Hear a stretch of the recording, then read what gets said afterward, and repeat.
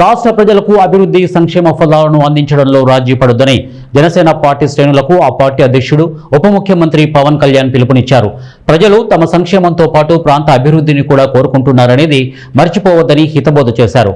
పార్టీకి చెందిన ఎమ్మెల్యేలతో మంగళగిరిలోని తన క్యాంపు కార్యాలయంలో 1-to-1 సమావేశాలు నిర్వహించాలని పవన్ కళ్యాణ్ నిర్ణయించారు. వారానికి కనీసం ఒకరిద్దరిని కలవాలని ఆయన భావిస్తున్నారు. శనివారం ఈ కార్యక్రమాన్ని ప్రారంభించిన ఆయన పోలవరం ఎమ్మెల్యే చిది బాలరాజుతో భేటీ అయ్యారు. గత ఏడాదిన్నర కాలంలో పోలవరం నియోజకవర్గంలో చేపట్టిన అభివృద్ధి కార్యక్రమాలు, పంచాయతీరాజ్ నిధుల వినియోగం, ఇక ఎన్ఆర్జీఎస్ పనుల పురోగతితో పాటు ప్రభుత్వ పథకాల అమలు తీరు, వ్యవసాయ సంబంధిత అంశాలు, యువత ఉపాధి అవకాశాలపై ఈ సందర్భంగా పవన్ కళ్యాణ్ సమీక్షించారు. అభివృద్ధి సంక్షేమం విషయంలో ప్రజల సంతృప్తి స్థాయిని పెంచాలని నిర్దేశించారు.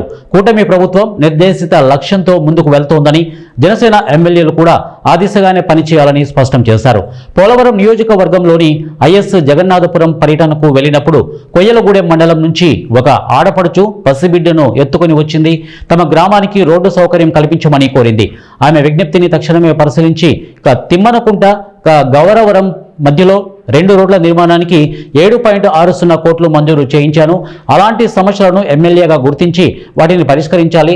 ప్రజలు తన సంక్షేమం గురించే కాకుండా తమ ప్రాంత అభివృద్ధి గురించి కూడా ఆలోచిస్తున్నారు.